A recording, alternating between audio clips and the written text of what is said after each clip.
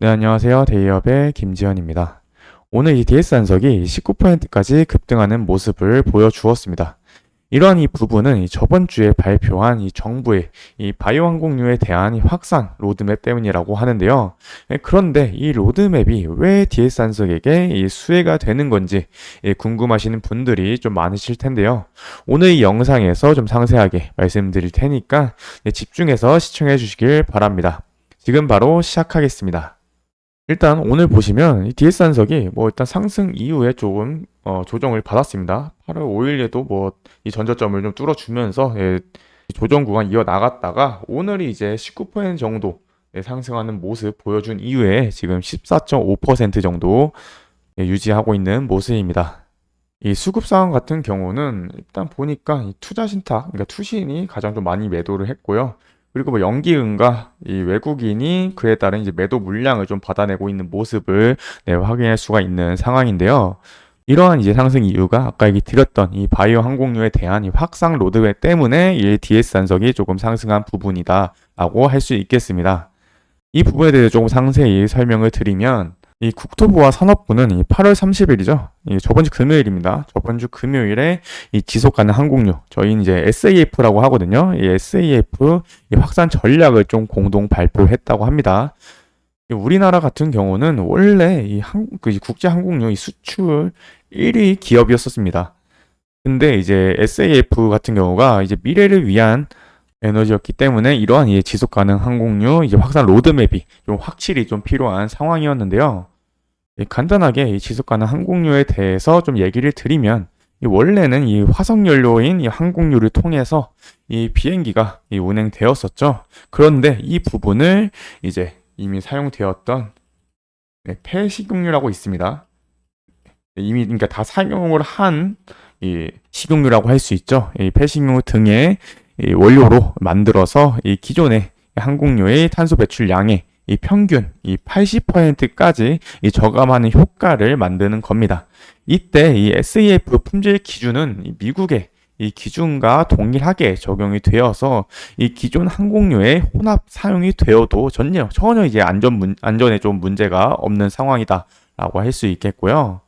그래서 이 국산 SAF 급유 상용 운항을 좀 개시한 거에 이어서 보시면 이제 2025년과 2026년에는 이 민간 협력을 통한 이 자율적 이 SAF 사용을 점차 좀促진을 시키고 2027년에는 이제 국내 출발 모든 이제 국제선 항공편에 이 SAF 혼합 사용을 이제 제도화하는 것이 이제 최종 목표다라고 할 수 있었는데요.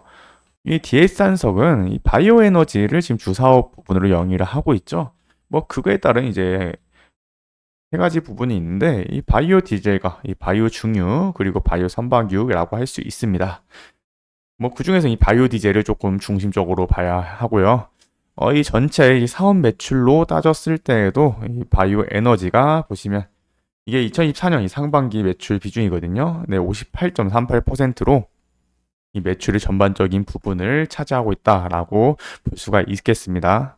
그리고 제가 아까 얘기 드렸던 이 바이오 디젤 부분 제가 좀 유심히 봐야 한다 했죠. 이 부분, 이 바이오 항공유로, 그러니까 아까 보셨던 이 SAF로 좀 사용이 될 수 있고, 이 경우 시장이 변화 및 성장함에 따라서 이 친환경 원료의 규모 있게 조달할 수 있느냐가 이제 문제라고 합니다. 결국 이 부분이 지금 이 바이오 디젤에 조금 크게 작용이 된다라고 할 수가 있고요.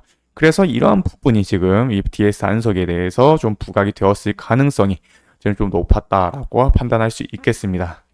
다만 좀 아쉬운 점은 보시면 2024년과 2025년에서 2026년 이 부분 이 참여 기업들을 좀 보셔야 됩니다. 보면은 참여 항공사 같은 경우는 우리나라 대표 기업들이죠. 이러한 기업들이 지금 참여 항공사로 참여하고 있는데 이와 반면에 이 참여 정유사 같은 경우는 다 대기업들입니다. SK에너지, GS칼텍스, S-오일, 밑에 보시면 HD, 현대오일뱅크, 하나, 토탈에너지스. 그러니까 여기엔 일단 이 DS 단석이 없어요. DS 단석은 없고 현재 이 대기업들만 일단 참여 정유사로 지금 선정이 되었다는 부분이 조금 안타까운 부분이긴 한데 일단 DS 단석이 이러한 이 사업을 같이 영위를 하고 있기 때문에 결국 이러한 정유사들이 결국 뭐 이러한 걸로 좀 규모가 늘어나게 되면 DS 한석도 이에 따라서 이 시장이 성장함에 따라서 DS 한석도 그러한 영향이 올 수밖에 없다라고 판단을 하고 있고요. 다만 또 하나 좀 실망스러운 부분은 보시면 이 부분입니다. 이 SAF 이 혼합 비율이 1%밖에 안 돼요. 1%밖에 안 되는데 이게 다른 나라를 좀 비교를 해보면은 EU와 뭐 영국이 좀 대표적입니다. 보면은 일단 2025년에 2%를 지금 전망을 하고 있어요. 이 부분, 그러니까 전망이 아니죠. 목표죠. 목표로 삼고 있고 2030년에는 보면 6% 그리고 10%나 지금 목표를 삼고 있는 상황입니다. 뭐 노르웨이 같은 경우는 0.5%이긴 한데 2020년, 그러니까 4년 전이죠. 4년 전부터 계속해서 실행을 하고 있다는 부분에서 그렇게 뭐 애들은 아마 더 이상, 그러니까 그 이상 또 늘어날 가능성이 높아요. 그래서 이런 부분은 조금 신경 안 써도 되고, 뭐 EU랑 영국 부분이 조금 중요할 수 있겠는데, 우리나라도 이에 따라 따라가면 좋겠는데, 따라가지 않고 일단은 2027년에 최종 이제 목표 비율을 지금 1%로 삼고 있는 상황입니다. 보면 뭐 싱가포르나 인도랑 뭐 비슷하죠. 뭐 이 나라들과 지금 뭐 나란히 하고 있는 모습인데 사실 이제 DS 한석 측면에서는 이 EU를 좀 따라갔으면 좋겠다라고 생각을 할 수 있겠죠. 근데 이 부분에 대해서는 시작한 뒤에 점진적으로 지금 상향해 나갈 방침이라고 하니까요. 뭐 이 부분에 대해서 뭐 1% 이상으로 얼마 더 늘어날지에 대해서 계속해서 한번 확인을 해보도록 할 거고요. 다만 이 유럽 부분이 조금 이제 그러니까 목표 비율이 굉장히 좀 높았잖아요. 근데 이 DS 한석이 이 수출 부분 보시면 이 수출 비율이 뭐 전체 매출과 비교를 했을 때 그렇게 낮은 편이 아니라서 해외 시장의 성장은 결국 이 DS 한석에 좀 긍정적인 작용을 할 수 있다는 점까지 기억을 해두시면 될 것 같네요. 일단 뭐 정부에서는 또 이제 항공유 수출 1위 경쟁력을 계속 지속하고 뭐 지속 유지하고 강화하기 위해서는 이후에는 이 국내 항공유와 이 SAF의 이 원스톱 공급 역량을 확보하는 것이 지금 핵심으로 보고 있다고 했기 때문에 이번 전략에 좀 포함된 정책을 차질 없이 지금 이행해 나갈 예정이라고 했고요.